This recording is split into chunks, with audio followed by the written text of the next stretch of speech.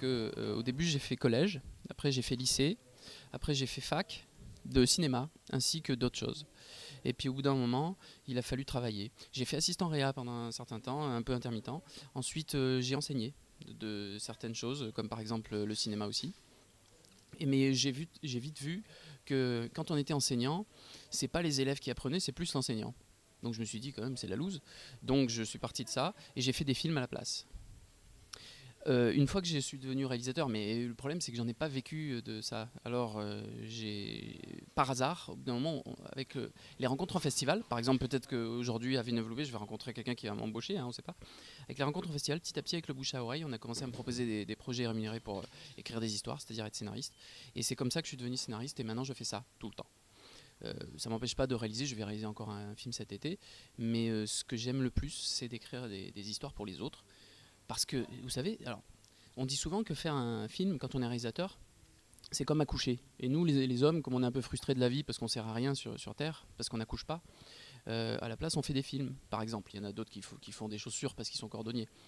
Et en fait, le fait de faire un film en tant que réalisateur, on accouche, ça fait un bébé, on est très fiers.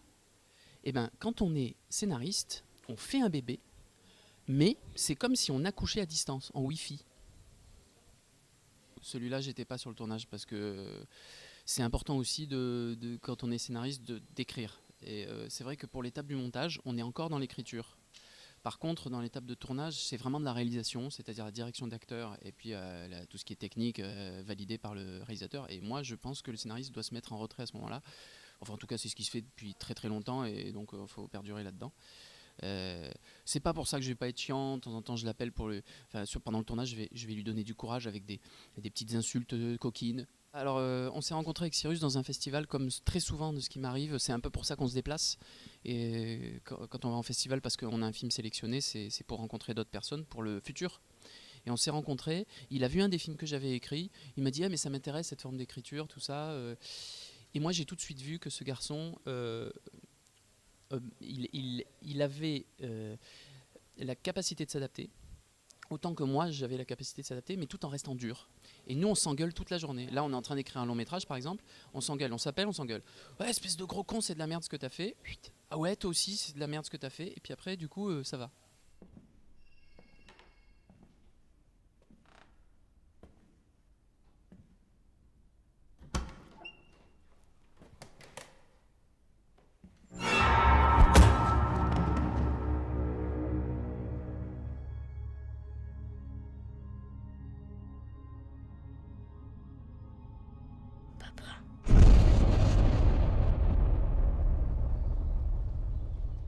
Ce qu'il y a de bien sur ce projet, c'est que bon, on a écrit un scénario d'accord, mais après, je trouve que Cyrus est extrêmement doué en termes de réa.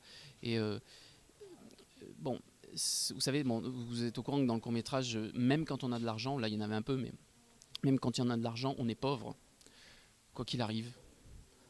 Même quand on a la moyenne du budget aidé par le CNC en France, par exemple, 180 000 euros, ben même là, on est pauvre, quoi, parce qu'on n'a pas le même financement que sur un long, etc.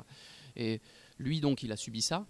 Il n'est peut-être pas allé au bout de ce qu'il voulait certaines fois, mais la contrainte sollicitant l'imagination, je pense qu'il a fait quelque chose qui est peut-être pas abouti aux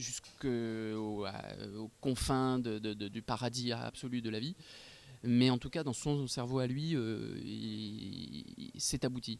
Et donc moi c'est pour ça, il y a des fois où je viens pas présenter le film que j'ai écrit avec le réalisateur. Celui-là je viens très volontiers parce que je suis très fier du résultat. Celui-là ça m'a plu, mais en plus je me suis même dit si j'avais moi-même réalisé ce film Fils, ça aurait été vachement moins bien.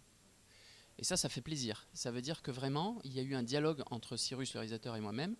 Et notre rencontre a fait quelque chose de mieux que ce qui était prévu. C'est-à-dire je pense que si j'avais fait le film tout seul, ça aurait été un navet. Si Cyrus avait fait le film tout seul, j'ose le dire, j'espère qu'il va me regarder à la télé, ça aurait été un navet.